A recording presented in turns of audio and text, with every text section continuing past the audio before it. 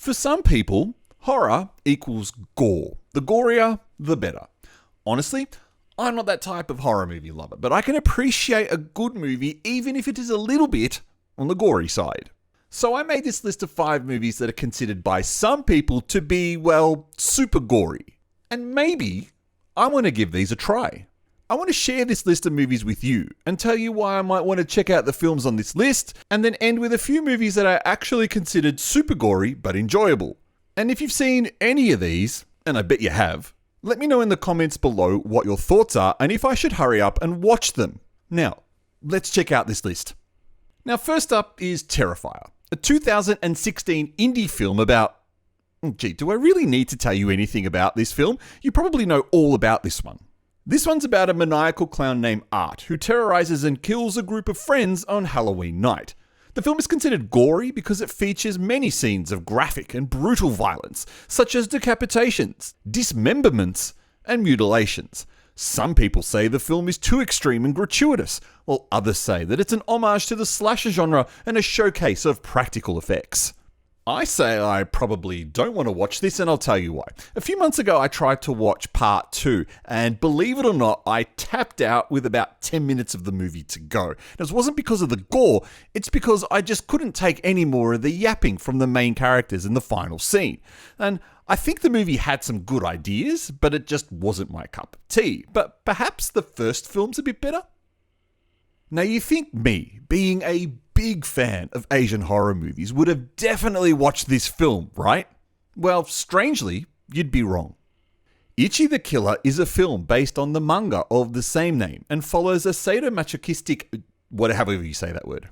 And I really can't say that word, Yakuza boss and a psychotic killer who enjoy inflicting pain on themselves and others. The film is considered gory because it depicts many scenes of extreme violence, gore, and torture, such as slicing, stabbing, burning, and hanging. Some people say that the film is a masterpiece of dark humor and social commentary, while others say that it is a disgusting and offensive exploitation of human suffering. You know, kind of like that last sentence. It's definitely piqued my interest in this film.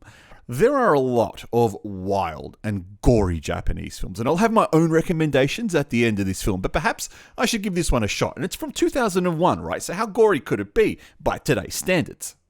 Now, this one is considered an all-time classic, and it's a silly little film from my friends across the other side of the Tasman Sea, and directed by the man who did the Lord of the Rings trilogy. Now, fun fact, rather than watching those films as they were released, I actually waited for all 3 of them to come out, and then I binged it on one weekend. Also known as Dead Alive, this film is about a young man who tries to protect his mother from a zombie outbreak caused by a rat monkey bite. The film is considered gory because it contains many scenes of blood, guts, and body parts flying everywhere, such as a lawnmower massacre, a zombie baby, and a giant zombie mother. Some people say that the film is a hilarious and inventive comedy horror, while others say that it is a nauseating and excessive splatterfest. And according to IMDb, the BBFC, the infamous Classification Board of Britain, who just a decade earlier banned any film even remotely gory, loved the film so much they considered giving this a 15 rating instead of an 18. Kind of hard to believe that fact. But anyway, if it's on the internet, it must be true, right? Also, something in the vicinity of 300 litres of blood was used in the production of this film, so I think that counts this film as suitably gory and something I should check out. Although, I do tend to avoid watching movies from New Zealand. Just kidding. I'm not kidding. Next up is a film from 1982 called Lo Squartatore de New York, or more commonly known by its English title as The New York Ripper. This Italian film, based obviously in New York, you can tell that because of the title of the film, is about a detective who tries to catch a serial killer who murders women in New York City with a razor blade and quacks like a duck. Only the Italians, and possibly the Japanese, could make a movie where the main character quacks like a duck. The film is considered gory because it shows many scenes of explicit and realistic gore effects, such as eye gouging, nipple slicing, and throat slashing. Some people say the film is a stylish and suspenseful giallo, while others say that it's misogynistic and repulsive trash. I say this movie is as old as me, so I don't know how bad it could be, right? Now, this last film was something I'd actually never heard of until putting together this list. And so then I watched the trailer, and I have to admit that out of all the films on this list, this is probably the one I want to watch the most. And it has Brian Cox in it. This film is about a father and son who work as coroners and perform an autopsy on an unidentified woman who died under mysterious circumstances. The film is considered gory because it reveals many scenes of disturbing and gory details, such as the peeling off of her skin, discovering her internal organs, and finding strange symbols inside her body. Some people say the film is a clever and creepy supernatural horror, while others say that it is a boring and predictable jump scare fest.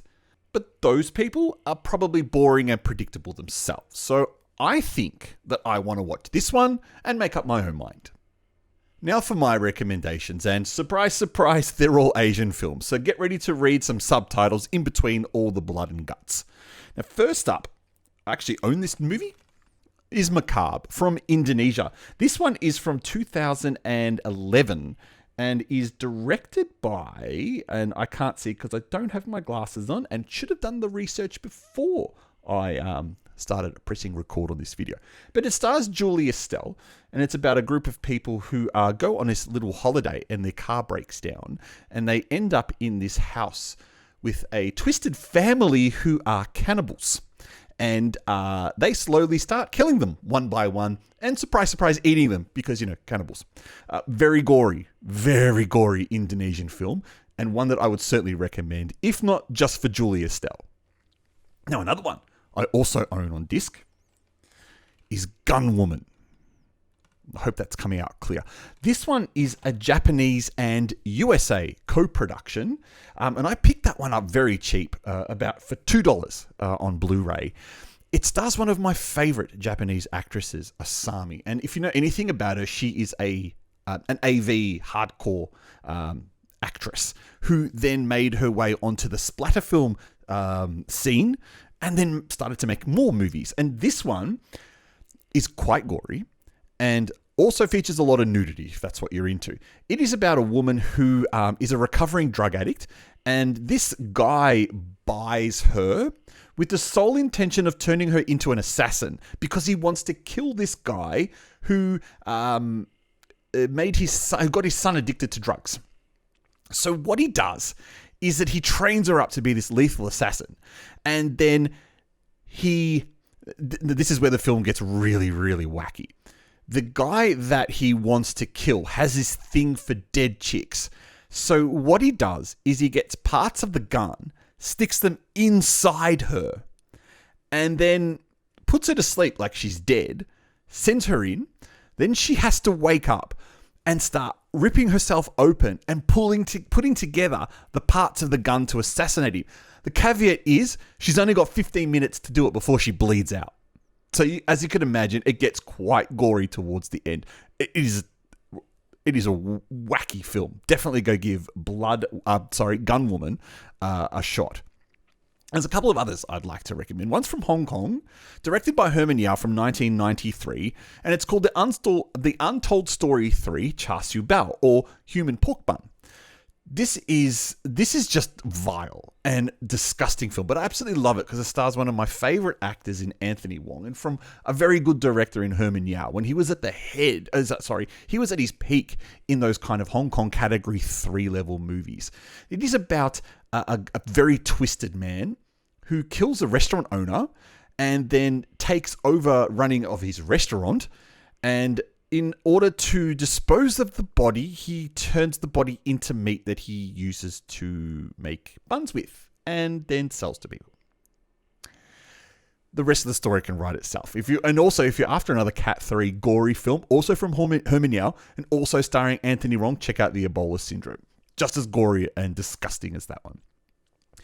Now, I wanted to recommend a Japanese splatter film, but there are so many of them, and by definition, while they are gory, they tend to be silly gory. So I'm not really sure how valid they are in this list. But if I was to give you two recommendations, clearly then Tokyo Gore Police would be one of them. It's got a lot of those blood fountains.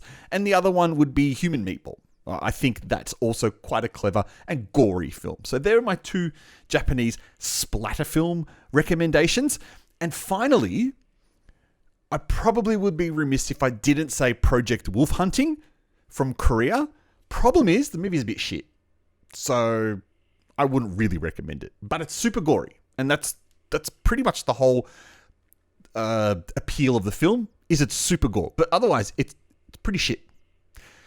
Now, that's been my list of gory movies here for Shockmania. What do you think of the list? What are we missing? What would you recommend? Or would you just want to leave a comment down below? I'd love it if you did. Please press like if you enjoyed the video. Consider subscribing if you're new to the channel.